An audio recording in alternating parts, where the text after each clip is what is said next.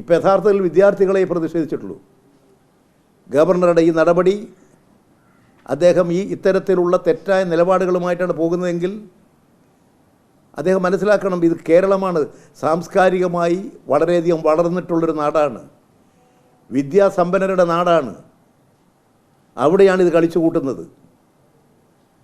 അദ്ദേഹം യു പിയിലോ മധ്യപ്രദേശിലോ ആണെങ്കിൽ അദ്ദേഹം അവിടെ ഇരിക്കാൻ കഴിയായിരുന്നു.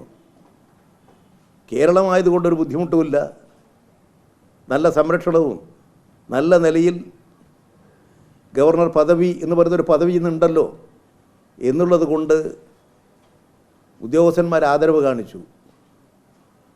അതുകൊണ്ട് ആ ആദരവ് കാണിക്കുന്നത് ജനതയുടെ ദൗർബല്യമായിട്ട് ഗവർണർ എടുക്കരുത്.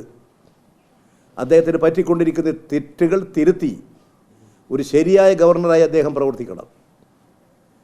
ഈ നാടിനോട് കൂറുണ്ടാവണം, ജനങ്ങളോട് കൂറുണ്ടാവണം. ഒരു സാധാരണ വികാരങ്ങൾക്ക് അടിമപ്പെടുക എന്ന് നമ്മൾ കേട്ടിട്ടുണ്ട്. അതിൻ്റെ അങ്ങേ തലക്കാണ് ഇപ്പോൾ അദ്ദേഹം ഉള്ളത്. അദ്ദേഹം ചെയ്തിരിക്കുന്ന പോലെ ക്രിമിനൽ കുറ്റമാണ്. റോഡ് ഉപരോധിച്ചു, റോഡ് തടസ്സപ്പെടുത്തി, ജനങ്ങൾക്ക് തടസ്സമുണ്ടാക്കി.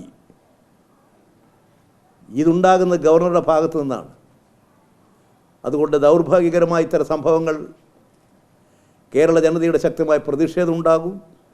എല്ലാ രാഷ്ട്രീയ പാർട്ടികളും ഇതിനെ ന്യായീകരിക്കാനല്ല, ഇത്തരം നീക്കങ്ങളിൽ അമർഷവും പ്രതിഷേധവും രേഖപ്പെടുത്താൻ ഭരണ പ്രതിപക്ഷ വ്യത്യാസമില്ലാതെ മുഴുവൻ ആളുകൾ മുന്നോട്ട് വരണം എന്നാണ് എനിക്ക് അഭ്യർത്ഥിക്കാനുള്ളത്.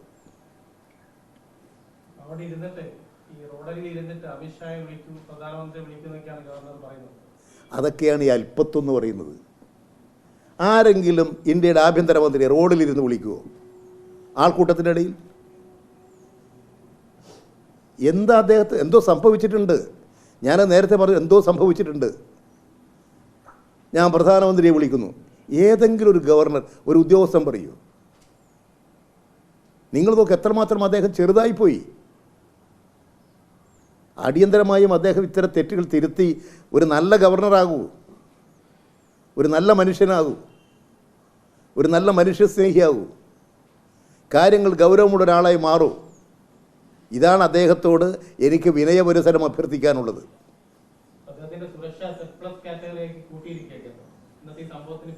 കേരളത്തിൽ ഒരു തകരാറ് ആർക്കൊരു ബുദ്ധിമുട്ടുണ്ടാവില്ല.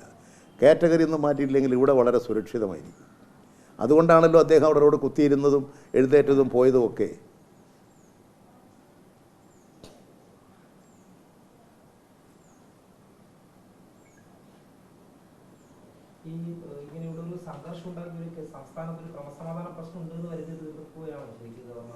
അത് എന്തൊരു പരിഹാസമാണ്.